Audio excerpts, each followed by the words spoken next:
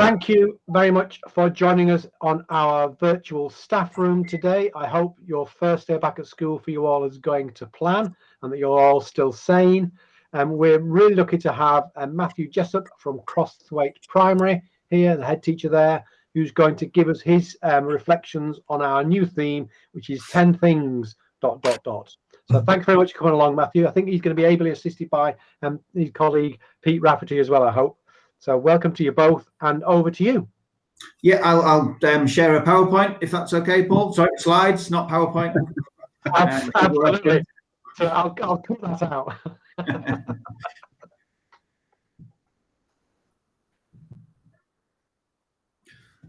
So Paul did actually ask me about a week ago, I think, Paul, didn't you? And sort of say, are you sure you want to do the 8th of March? And I said, yeah, it'd be fine.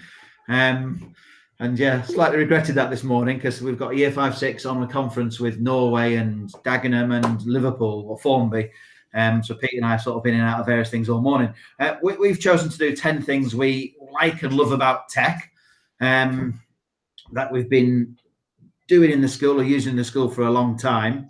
And I think Pete's probably jumping on various slides.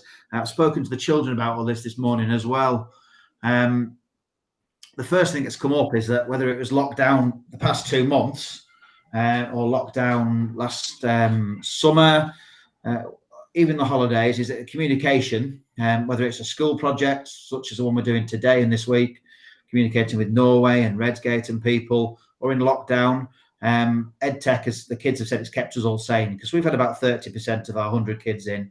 The other 70, we allow Google Meet, Google Chat, and Google Mail for all families, and I think maybe it's a bit easier for us as a small school to monitor it. We do inform parents; they're expected to monitor the Google Meets and things as well.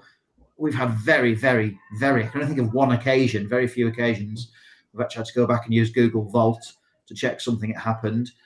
So we've taken to trust in all stakeholders to use Google Meet and Google Chat quite securely and safely and sensibly.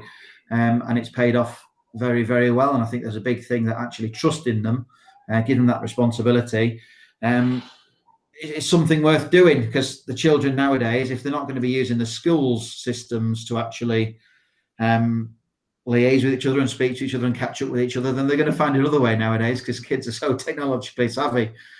So the first thing that we love about EdTech is communication. Do you want me to take questions at the end, Paul, or just keep going through? Well, I think that you did the 50 Google breakout rooms on Friday, wasn't it? I thought that was great. 50 breakout rooms. It was slightly chaotic, yeah, but we managed it. It was part of World Book Day. It was nice. The only thing was Google didn't show all the, you can only get up to 49 on Google Meet, even in Enterprise. So that was a bit disappointing for a photo op only. But yeah, the kids, because they've been using Google for years here, they're so comfortable with all of it. It's second nature to them. And actually, we start them in reception to an extent, but Year 1 and Year 2 use Google Education Suite and various other things. So just going into a breakout room and coming in and out of it and chatting to the friends and typing messages to friends, it is second nature to them all. Yeah, we'll take questions at the end, I think. Okay, right, I'll keep going. Keep going. Yeah. So the big thing that the kids came up with this morning was the actual concept of mental health. That child is actually in a wheelbarrow, but it was part of World Book Day Reading Challenge. But the 30 they've had in school have quite enjoyed it, but they've been able to keep in touch with their friends at home. And while they've all said it's not the same as actually seeing the friends in school, it's made a huge difference. We have sort of different challenges to other schools across the country. So whereas we're a very rural environment, so whereas children can actually go out and about quite safely, the chances are the child in the picture lives about 3 miles from her nearest neighbour.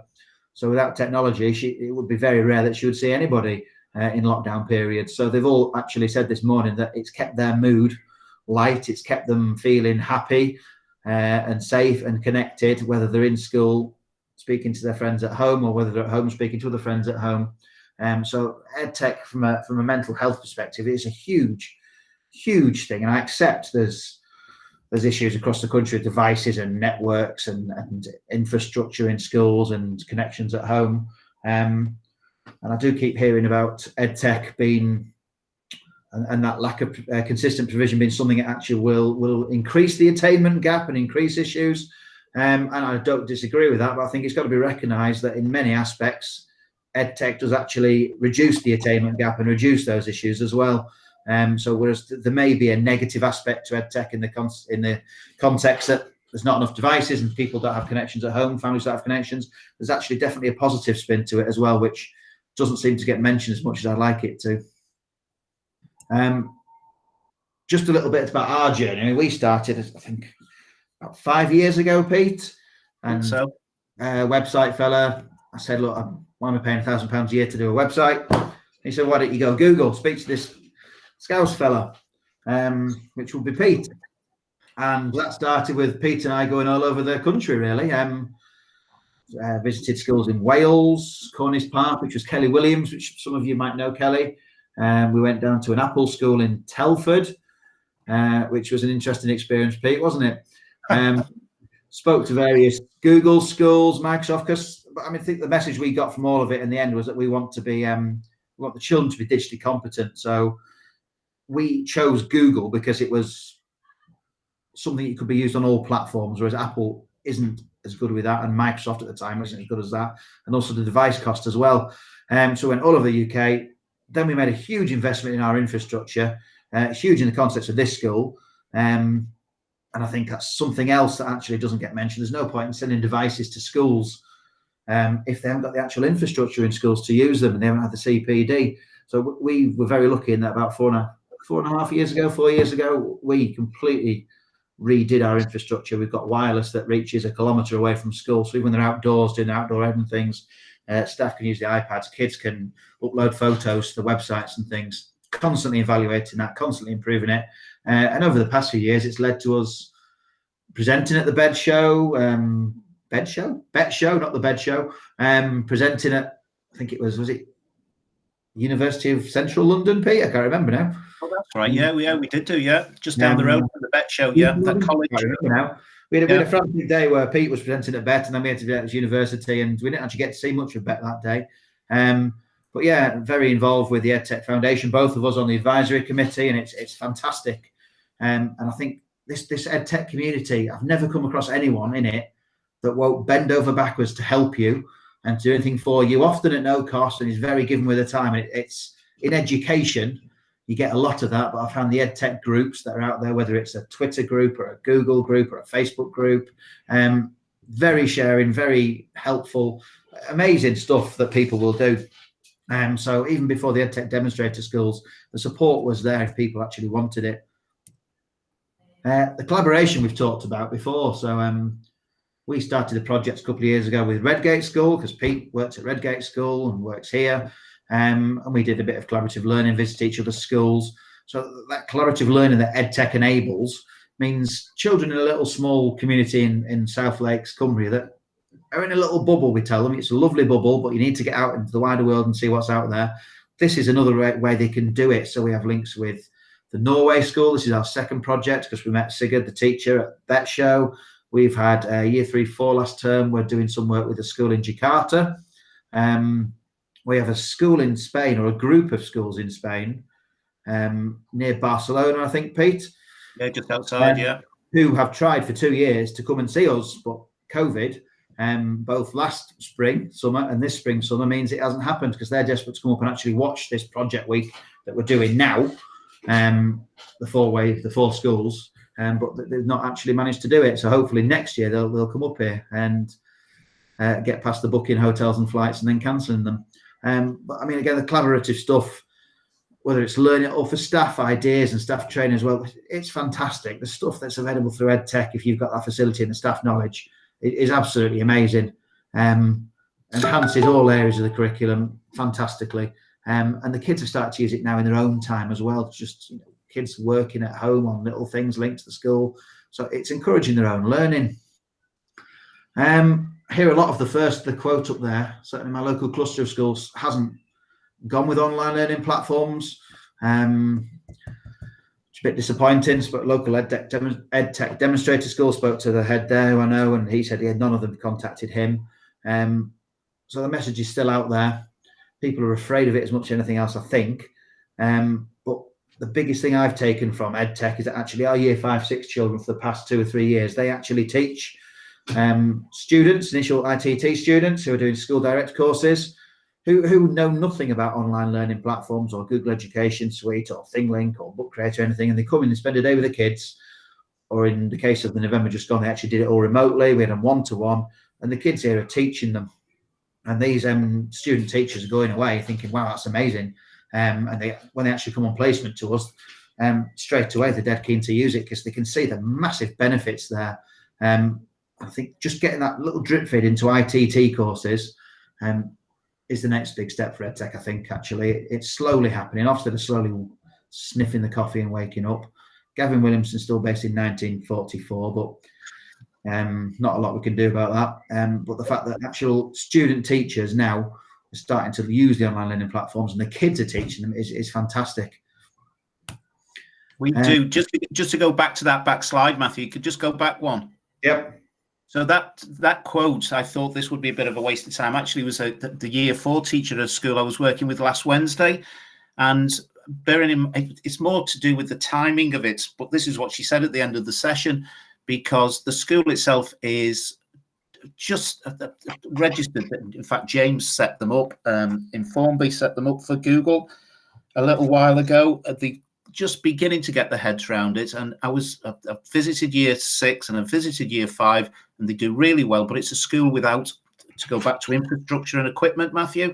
It's a school that has got some very old iPads to the extent that they are. Some of them you can't use a Google Classroom on it. Can't be updated, and they've got a small selection of laptops. And we gave it a go on Wednesday with the year 4 teacher. And it was the year 4 teacher said, I thought this would be a bit of a waste of time because it's very near, essentially it's the end of lockdown. And the motivation then to sort of have a digital platform recedes because all the kids are back. But we had a really good session, and the reason she said I thought it would be a waste of time was because she realized on Wednesday morning that it's not a waste of time. That moving forward, even if the kids are in school, this is the kind of platform and the kind of learning that Matthew talks about that is vital for them to move forward. So it was her phrase. I thought it'd be a waste of time, but it wasn't. Pete and I share a frustration here, is that we both do stuff with the Education Foundation and Ty Goddard, and you know about Ty, fantastic stuff, and EdTech UK, and there's a bit of an assumption in various areas of EdTech, to be nice and vague, that all schools have this infrastructure and all schools know what they're doing. But actually, there's a huge portion of this country where you can go to schools, loads around here. They've got an old IT suite. There's no wireless in the classrooms and things. You might get a networked computer. And in that old IT suite, you've got 15 to 30 desktops that are running Windows XP. So I think my only, not a criticism point to make about the EdTech world is that the assumption that people have an infrastructure thing needs to be more of an assumption that actually they've got nothing and they need to start at scratch. Yeah. But yeah, I mean, I know you come across schools like that, Pete, especially at West Cumbria and things, and they haven't got the money, so I'm not criticising the schools because the money involved is huge. But government saying they're giving out devices and solving the problem is a load of crap because schools haven't got the infrastructure and students don't have the connections at home either. I'll carry on. Again, certainly computer skills. I mean, as a head in a primary school now, delighted there's no SATs this year. I've got no issues with accountability, whether it's Ofsted, welcome all accountability. Some of the stuff we have to teach, some of the grammar curriculum and other areas of the curriculum is absolute nonsense. Complete waste of time. We've got a 19th century curriculum. But then you hear Gavin Williamson referring to behaviour in 1944. I think that's why we've got such a bad curriculum. Super proud of the kids here. The stuff they've taught their parents and their grandparents in lockdown. They've been leading family group meets and WhatsApp meets and setting up families. Fantastic. They've taught the families loads about G Suite. The World Economic Forum and the CBI, is it the Confederation of Business, reports about future job skills and employment gaps are very, very clear. The digital skills these kids are learning in primary school now, from year 1 upwards at our school, are as important moving forward as anything else on the curriculum now for future learning. And we've got farming families here. And farmers who 10 years ago would have told us, no point in reading, but are now saying, oh, it's good, this Google stuff, we're having to use it to record our jabs for the animals and keep track of this and that. So there's a general recognition in public, I think, that actually technology and education technology is as important as anything else. And the kids here have all got their own digital portfolios. A lot of their work now is done in a range of formats, which I think I mentioned somewhere else, whether it's Google Docs, slides, just photographic evidence, ThingLink, Book Creator, Wakelet, all sorts of things. And Pete introduces something new most other weeks, which they all love. We had a lovely session, the year 1 and year 2 up until next week. So on Friday, I'm going up to Crossway, but all the sessions I've done from here with across the school, the exceptional ones, the year 1 and year 2s, and because mums and dads and grannies and granddads are there with the kids because they're a little bit younger. I had a lovely moment a couple of weeks ago. We were doing stop motion animation, remotely, and there was mum couldn't be with the little one, so she left her in charge of the granny, who's 75, and the granny was there on hands and knees doing stop motion animation, and it was just wonderful. It was highlighted the lockdown kind of thing. And you couldn't get up afterwards, but yeah. still hands and knees. And the nan took it in such good spirit. It was fine. It was lovely. Right. I'll move on. Spoke to the children long and hard about how lucky they are this morning and how they were very grateful for EdTech and how it's not the norm, especially in primary schools. And a few of the things that came out of EdTech that they like. One of the children has some challenges, and he said straight away, just things like read, write, and Google extensions and things like that. If he's finding his writing hard, he's got apps he can use for certain things. The children are very aware that they can Google facts and figures, because we talk about this quite a lot in the class, that you don't need to always learn them because you can always Google them, but there's a delicate balance to be found there. You can't always rely on Google. And the kids are very clear on the fact that whether it's facts, figures, or actual opinions, they have to consider the source. And one of the kids came out with a fantastic phrase for EdTech, and Google Education Suite and the internet said it's not the be-all and end-all. And I thought, I've got a 10-year-old saying that, which is the most sensible thing I've heard in a long time. It's fantastic, but it's not the be-all and end-all. Books still have the uses and things. And I'm quite happy when I speak to people in EdTech, like the EdTech UK lot. Nobody I know actually says it should be the be-all and end-all. It's just the likes of Nick Gibb and his clueless approach to it that worry about silly things. But when the kids know it's not the be-all and end-all, I think we're obviously getting the balance quite right here. Talked about variety and things we use. We do use a lot of other stuff. Google Suite itself is ace. I've seen somebody recently saying you don't need to use anything else, and I agree to an extent. There's no point in using things just for the sake of it, but actually if the kids are competent and confident using the things, there's some brilliant stuff out there that Google couldn't quite manage, Google Education Suite, and I don't see any reason why they shouldn't be encouraged to use things like ThingLink and the other things listed there. And it actually enthuses a lot of the children. It's fantastically different.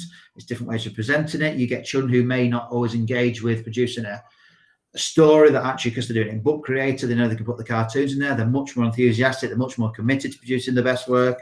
ThingLink in fact files and things, it's just fantastic, different way of presenting it in terms of audio, visual, written work they can upload there. The more time they've got and the more use they get of it, the better. So whereas I do accept when people say you can't just use things for the sake of it, I don't agree that children in primary or secondary school should be limited to just Google Education Suite or the Microsoft equivalent. I think if there's something good out there that enhances teaching and learning and improves and enhances their work and knowledge, it should be used all the time, and constantly amazed at the amount of good things out there. They're our main ones. We get new ones most days by email and Twitter and things, and Pete does some fantastic stuff, but we only use it if it's worthwhile using. Just tell the group about the message. You messaged me, I think it was on Saturday, about Isla wanting for a next birthday present and the reasons for it. Oh, so I have my two girls at school here, so I think, what did you use last week, Pete? The comic book thing with them? Comic book thing, yeah. And then my youngest had woken me about 6 a.m. on Saturday, can she have a meet with her friends because they want to do a comic together? Which is fantastic at 6 o'clock on a Saturday. And then we're trying to sort birthday presents for my 10-year-old, and she wants a video camera to do a vlogging. She knows more than me, so now we're having to look at get a digital, not digital phone, a decent mobile smartphone for her to do that. But I just keep saying to parents here at the school and grandparents, you know, when I was at primary school, and I'm only 43, we never saw a computer, but these kids now, they're growing up and they're handed iPads and things from 2 and 3 year olds. There's no point in fighting it. You should be encouraging it and teach them the safety, constantly reinforce the internet safety messages. But it's life skills now, and they're so much better than their parents and things. All you can do is encourage it and guide them. I think I mentioned earlier, I'm very, very conscious in the past year of the digital divide, as it's been referred to, the fantastic stuff that like London Good for Learning are doing, and how devices and internet access at home, and only having one device for a family of 3 at home, can increase attainment gaps for those stuck at school. But I think it's missed out far too often that actually education technology, EdTech, can actually decrease these attainment gaps and can improve learning. So I recognise the concerns, but there's less, the positive message isn't out there as much as it needs to be. And we use various things for supporting learning for some that struggle. We use some for enhancing learning and challenging the children in year 5, 6. We've got them doing year 7, 8 and 9 maths using various stuff. They link with other schools, they link with secondary schools in the area. And the message should definitely be that everyone should have access. But the emphasis needs to be that actually overall, it's a hugely positive effect if everybody gets that access. And if everybody doesn't get that access, it's hugely positive for those that have got it and can actually reduce those learning gaps and attainment gaps and this digital divide. But we do need serious investment from the government, and just giving out devices is no good. You need the infrastructure in schools, you need the connections at home, you need a one-to-one device for children at home if you've got more than one child in the family, you need CPD for staff. And the most frustrating thing for me is that I think it was the World Economic Forum report. It's very clear that for every pound invested in EdTech now, there will be a £15 back in the economy in future years. So personally, I don't understand the government argument or reluctance to fully commit to it, because there's a clear economic, never mind educational argument to it. But I'll try not to be any more political.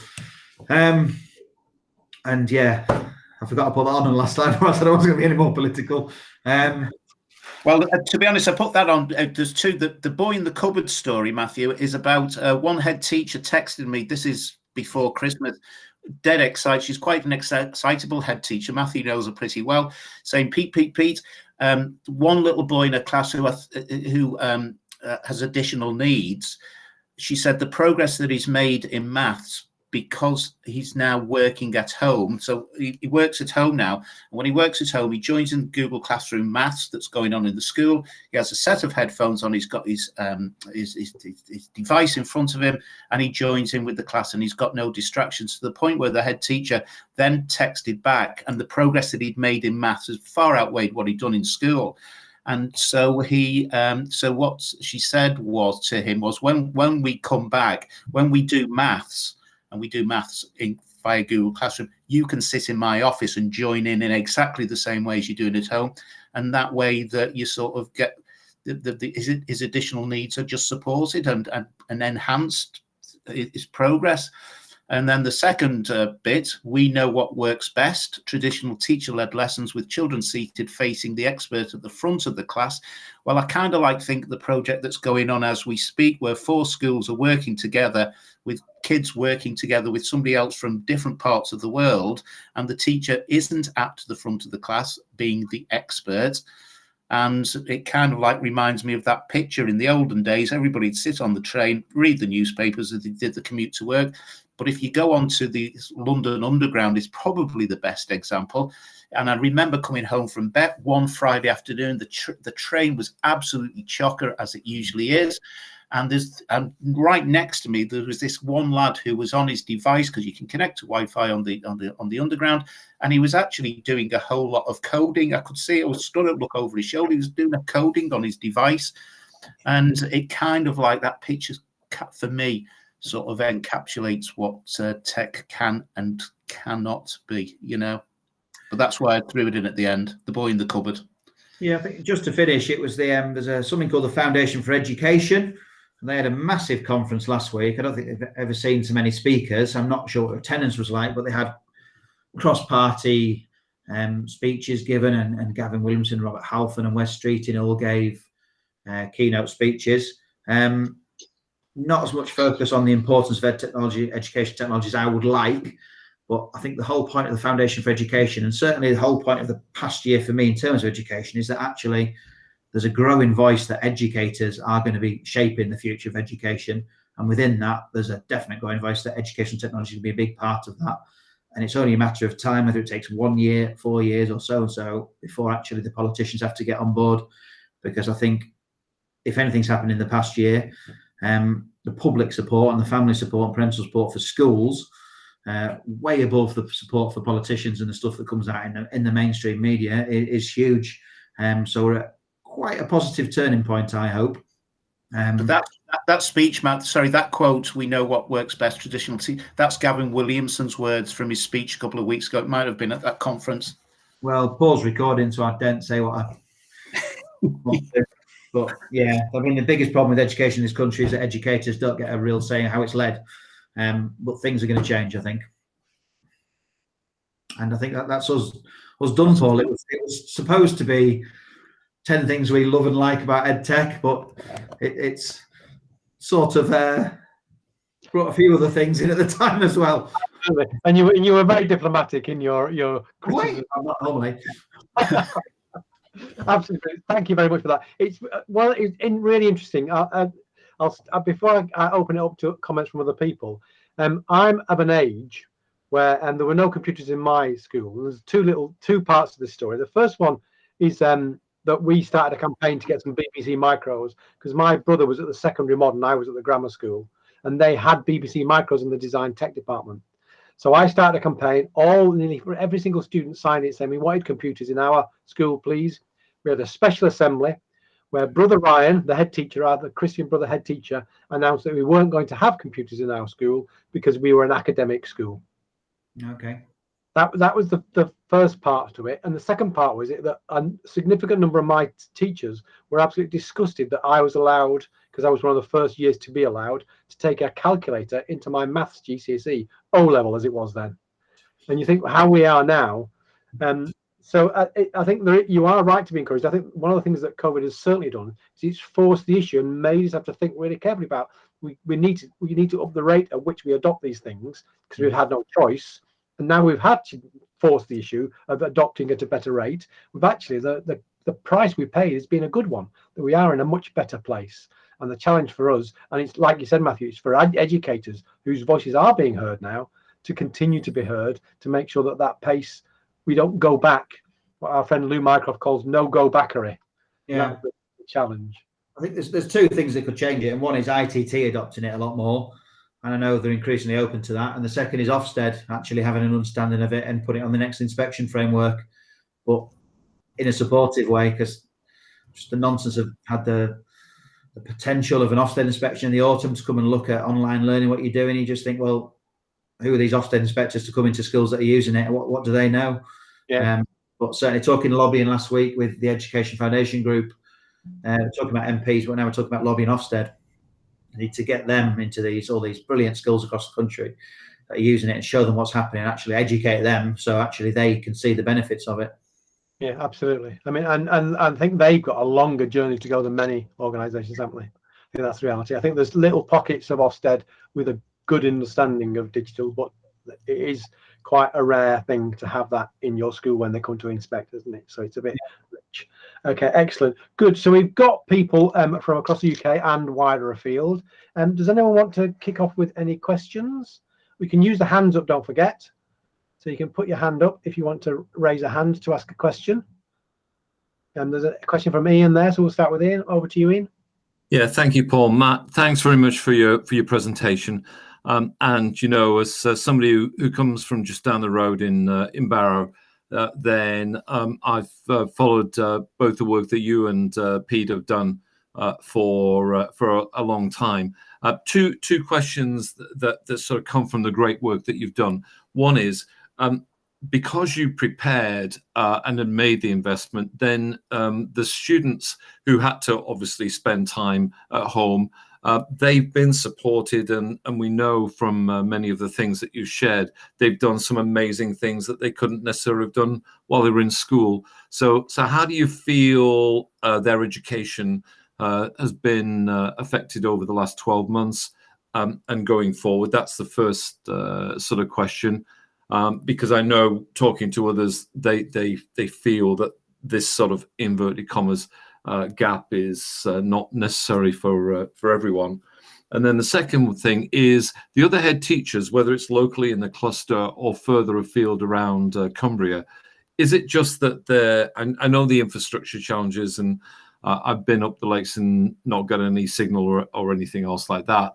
But is there something else that's just stopping them even considering the adoption of cloud? Because I think had they had more schools across Cumbria done it, then I think they could have made such a greater impact.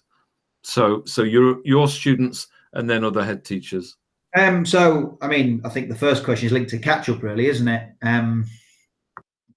I'll be quite open and honest that in the summer term, when the kids were at home, our message to all the kids was, it's lovely, hot and sunny, sod the curriculum, get out there and about. It's such an unusual situation.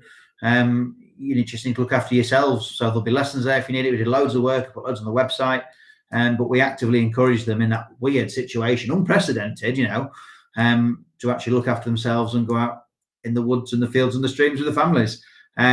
Second lockdown, sorry, from January onwards, we've taught the full curriculum, to be honest, which has been quite a challenge, because it's a lot of time on screen every day. But then in the first half of the spring term, the last week was a no screen week.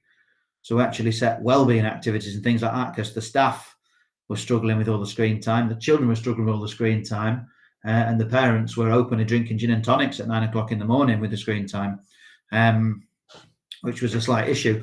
So in terms of what they've actually lost in terms of learning and catch up, they've definitely missed out on some activities they would have done.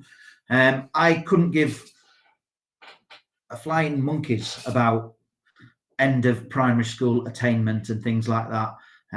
My biggest aim is that the kids always, and it always has been, that the kids leave here well-rounded individuals with the core skills, and they can think for themselves. Is as important as knowing anything else, such as a grammar curriculum and other things. So I don't actually accept the whole concept of mislearning and catch up.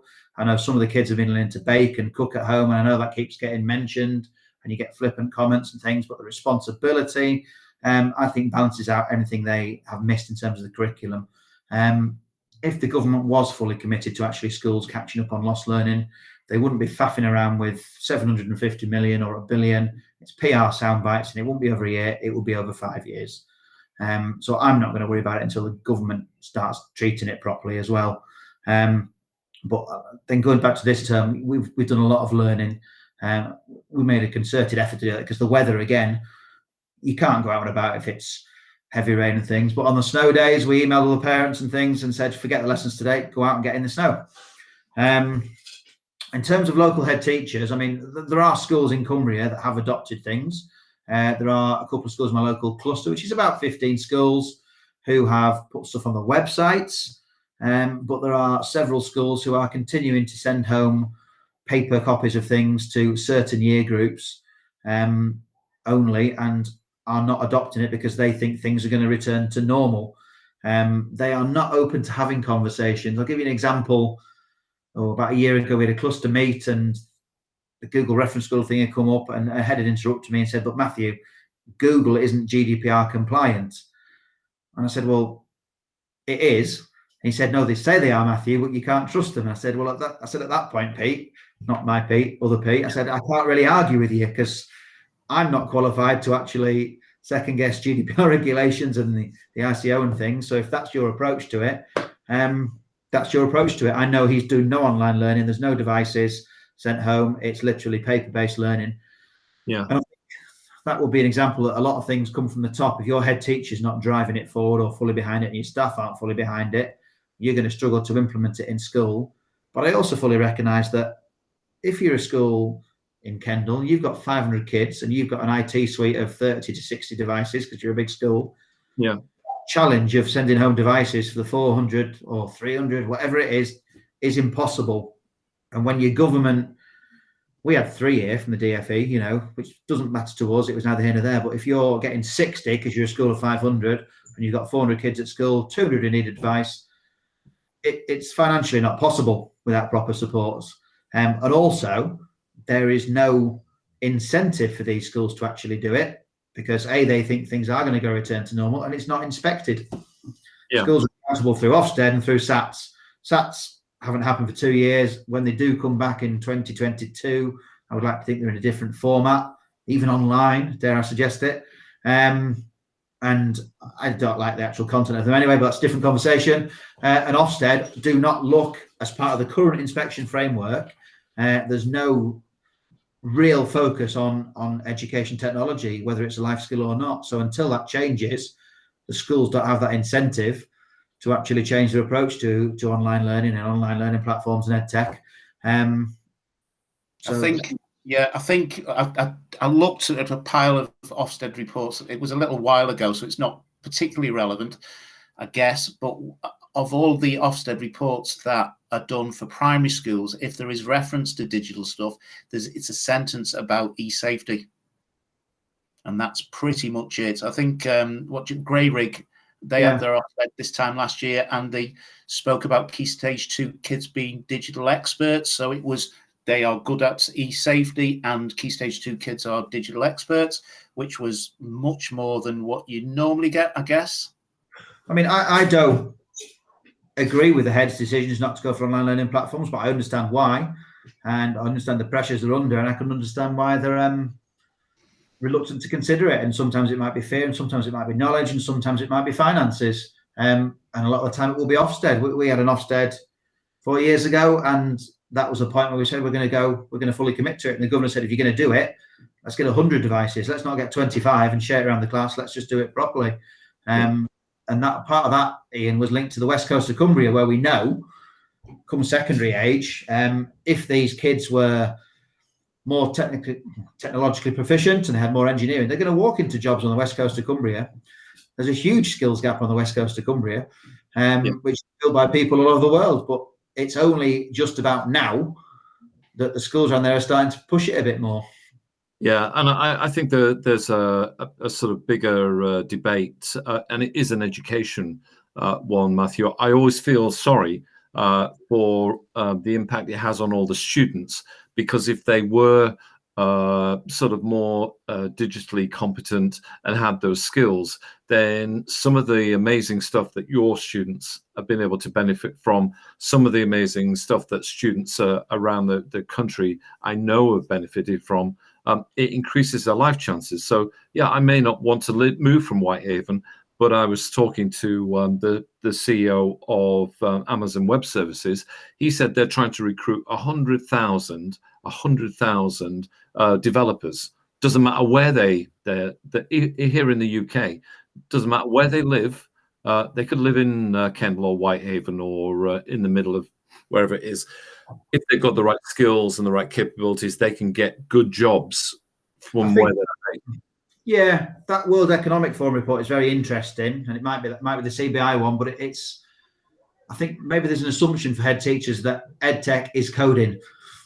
No, you don't know much about it, but I think there's definitely an assumption that it's all about the coding. But whether it isn't at all, it's a small part of it. Mm-hmm. And when you look at these World Economic Forum reports, they're very clear that there's going to be 93 million jobs needed in the next 10 to 15 years in technology, and it's not about coding. No. There's huge other areas, and I think there's a lack of understanding. And the Education Foundation reports, I bang my head against a brick wall because there's some fantastic stuff in there, and it's repeated by other people. It's not getting to people. So unless people are actually having these sent or emailed and actually take the time to read them, they're going to remain uninformed or ill-informed. And not a criticism at all, because it's a thankless task being ahead at the moment, especially in the past year. But if you are genuinely wanting to do the best for children in your school, primary and secondary, then genuinely, I firmly believe that you should be trying to adopt ed tech as much as you should, because it's the future. You know, ed tech is almost old now. We've got AI coming in now, and that's the new thing. And it's the speed with which it changes is scary. And yeah, we should talk separately outside the call about what I can do to help. Okay, back to you, Paul. That focus on computer science as the IT strand within schools is kind of the price we paid by computer science replacing ICT. And ICT was broken. There was lots wrong with it, and it did need a significant refresh. But just to have thrown it out completely and replace it with an element of ICT rather than a much more wider, broader thing. So it's not a worry. It's not a surprise now that people think computer science is just that's it. But actually, it also came in on there are 40,000 job gap in the UK. And actually, that again was a flawed process, because by the time the students who were in school had actually left school and were looking at jobs, those jobs would have been filled anyway. So we needed both, not either or, because what we're missing now is that end user use of, rather than the hard coding. We need both of perfectly legitimate disciplines. I think linked to that, Paul, the trick I think was missed was back in 2008, was it Ed Balls and Labour? They'd looked at 6 strands across the curriculum, and I forget the actual names of those strands, but one of them essentially was education technology, and embedding it across all areas of the curriculum. That's what a lot of schools now are doing. But of course, then we got the Labour the Tory Lib Dem government in 2010 who ignored that curriculum in the review and put their own in, which went more towards what you're saying. And we're just missing that strand of using education technology across all areas of the curriculum was a huge miss, because if that had happened then, 10 years on now, it would have been massive difference. Yeah, and those head teachers you mentioned that sending paper curriculums home, I wonder what world they think they're preparing their students for. I wonder what the photocopying bill is, to be honest. Oh, yeah, well, once of lockdown, if you got 1,000 kids, yeah, you could probably. My neighbour's got a 6-year-old child, and in March last year, he arrived home with a pack of paper like this thick. Yeah, and that was his curriculum. Yes, I mean, there's Kendal schools do it. It's happening all over the country. It's not a criticism at all. I don't understand it, and I can't agree with it. But yeah, I think you've got it right there. What exactly do you think? And I don't understand heads that say they're struggling to get the staff on board. Well, I'm afraid if you're the head teacher, you tell staff to get on board. You provide the CPD and support. If they don't go along with it, then actually, you're gone. As far as I'm concerned, I've been lucky here, Pete, haven't I? That they all just grasp it and they're sending out quizzes on Kahoot and things and using Screencastify. They're actually taking the initiative now themselves, and it's great. Yeah. So we've got other schools here. I know Saritha's from a school in Bangalore, and we've got Andrew from Coventry and Dave from up the northwest there. So role of the head in kind of driving your technology forward. Anyone want to comment on that? Has it made a significant difference, or senior leadership really, rather than just the head, I suppose? Hi, Saritha. Do you want to start? Hi. It's kind of different. I mean, I know how Ofsted works. I know how it works in the UK with schools where the government takes initiatives, and the number of children in what you call council schools are more compared to the private schools. Vice versa here. Our so-called government-run schools are in pathetic states, so people prefer not sending children to them. So a lot of it is private schooling, and so it does really mean like investing in devices and things that come from parent cohort itself. So yes, one-to-one devices, they do find it challenging, especially when there are more than 2 children in the house, using the space in the family rooms and everywhere else that where they can sit and log in. And so it's interesting to hear that you guys kind of face the same kind of challenges that we do, whether it is government funded or it is privately funded. Yes, it's the same. The other thing that came about a couple of years ago is where they said 25% of all schools have to have children who technically are first generation learners from lower socioeconomy, and it really hit them bad this year in terms of not being able to source devices. A couple of schools like ours, we kind of got together devices at home, things, we had spare devices, devices that were in school sitting there because school was closed. We kind of gave it to them. But then it also means, yes, now they have the devices, but where's the internet coming from? Right? So connectivity, internet. So there were parents who I met and they said, I need my phone. I work as well. I need my phone, but I have to leave my phone at home because they're using the data that's on the phone. So yeah, there were challenges in the beginning. And in India, schools haven't reopened. So we've technically, as we sit today, 8th of March, we closed 13th March last year. And we haven't gone back to school ever since. So the children have not come back to school. So challenges, the galore, but we're trying to work around. Excellent. Happening. Thank you for that. Where are you at now, Andrew? You're in a slightly different situation, aren't you? Yeah, I was going to say it's an interesting thing that you said about the heads being on board, because we've got 5 schools and we'll have 7, and we've got two new ones coming on, and it is very much how much it is central to the head's vision of how far you can really get the ed tech journey to come. And that's what was really reflected point when Matthew was saying that about headship. It's that I think all of our heads have bought into it, but if I'm honest, I think every head's bought in at a different time and for different reasons, and has placed different priorities on it at different times. And then when you look where we've come into lockdown, everybody's gone down the ed tech journey over about 4 or 5 years now, but the ones that really bought into it early on, so much more fertile, so many more assets ready to go into this.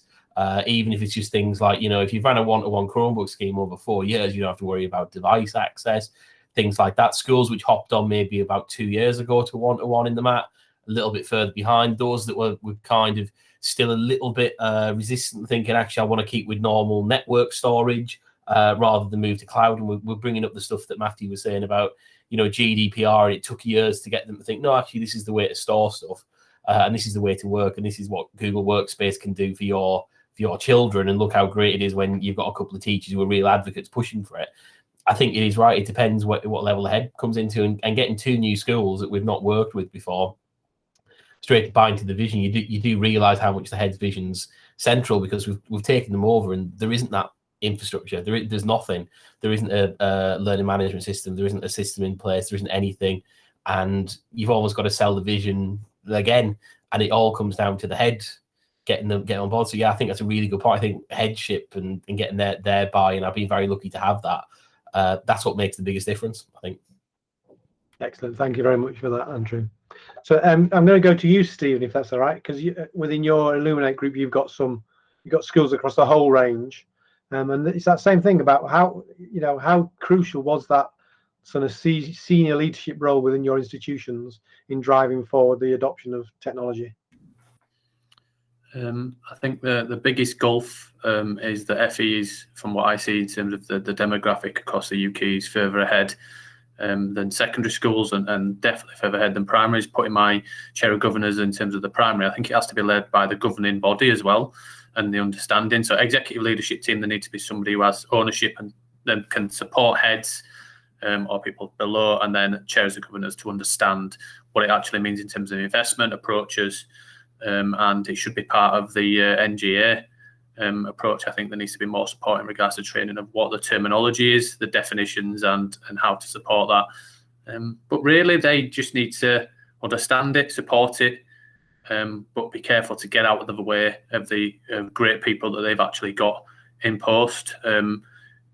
These people, just because you're a leader, a head, a principal, doesn't mean you have a better understanding than somebody else. And I think it's just the facilitation and the empowering of that person, whoever it is, to say, you know what, go take the risks, we'll support you, get on with it, and change the world. And I think a lot of schools are not doing enough of it, and are shackled. And I think it's a trust and a culture thing. Yeah. So Johnny, are you finding that it's about leadership on board, but they've got to get out of the way to let the people who are actually delivering it effectively? Was that me, Paul? Yeah. Was, yeah. Good afternoon, everybody. Yeah, I was thinking about school mission statements and vision. Often they don't really align particularly well with ed tech, because ed tech might drive the story in an entirely different direction. I think leadership's probably got to spend a lot of time reviewing its mission and vision, and align it with what they want the future of their schools to look like. Yeah, absolutely. I'm not sure if any of the principals agree with me. Yeah, and nod from Matthew there. Excellent, good, thank you very much. Any other questions come in on the chat? Check the chat for a little while. No, there is a poll, but Matthew, again, just wanted to congratulate you and Peter and the rest of the team at Crossway for the great work you're doing. You can do the work and not share what you're doing, yeah, and make a real difference. But I think the fact that you share it so publicly, then it just gives people more confidence to think, oh well, if Matt and the team at Crossway can do this, then hey, why can't I in my school, whether you're here in the UK, whether you're sort of anywhere around the world, why can't I sort of do this? And so I just wanted to say big congratulations, because it's because you do it in a public sort of domain that gives everybody a chance to ask that sort of question. So well done. Absolutely. I was very pleased for the little tweet you sent out this morning about you're collecting the data from the students about what they thought was important, which is quite nice. Nice start to the morning when you see these things. That was spelling test, so they were quite keen on the discussion. Oh, I see. It wasn't they were keen. It was just thank God we aren't doing a spelling test. Well, I'm going to take it anyway. I don't care. I do think, but it does come back to a pupil voice, because there's lots of voices talking about ed tech at the moment, but perhaps one of the missing features is the pupil voice about what works and what doesn't work for them, from their perspective. But I think that's partly why the model you seem to be adopting, Peter, of showing them lots of tools, because I think that there's always a risk that you kind of overhaul them. There's too many tools to consider, isn't there? But actually, there's something about interfaces that one person picks up one interface in a blink and then struggles to pick up another one, which seem on the surface to be very similar and often aren't. And I haven't quite worked out what it is about it. But yeah, they need. And I always remember when we used to first started talking about functional skills with the national strategy when that was still running, which it's basically like giving someone a big bag of tools. And there's a risk if you give them a big bag of tools, but no sense of how they apply them, then it's just a big heavy bag of tools. That's all it is. And you don't know which one to choose. And the key thing is to say, here are all the tools that are available, and here's the problem. Which tools do you think need to be applied to solve that problem? And if you've got students that can make that decision, or it's that would work, I'll use those tools, that will solve it. That's that process in it that we're trying to get them to. It's interesting on that, Paul, that going back to when we went to this Welsh school and the Welsh Digital Competence Framework, and our approach initially was to have laptops, desktops, Chromebooks and iPads as their weapons of choice, and then with the weapons of choice they can choose what software for what activity. That over the next 2 years following from start of that, they all gradually went towards Chromebooks, whatever. Quite honest that actually maybe Google Docs isn't as good as Microsoft Word, but it got to the stage where actually we wiped our desktops and reinstalled Google on them, so they're all actually a lot faster. I mean, it's interesting. I think a lot of the functionality in Word is functionality that only rarely gets used. So you do wonder whether you do really need all the functionality it comes with, because it kind of crosses over into the desktop publishing realm a little bit too much for me. I was delighted when I eventually moved to Google Docs. Perhaps I just like a simple life. Perhaps that's why it suited me. So we are at 1 o'clock, and I'm certain you've got an ever-growing list of things to get on with now, Matthew. Thank you very much, Matthew and Peter, for your time today. Thank you all. Absolutely brilliant. That will go onto our YouTube channel for anyone that wants to go and visit it or to share it with other people or other colleagues. Thank you everyone else for your contributions, and hopefully I will see you later on this week. There's an international theme to Thursday with Ben Sheridan and Ben Thompson from 407 Learning talking about their 10 things. They've crowdsourced it from the kind of Asia Pacific region where they work currently. They're based in Bangkok. So I'd be really delighted to see you come along and have a listen to what they've got to offer at midday. Same link at midday on Thursday. Thanks very much for your time, everyone.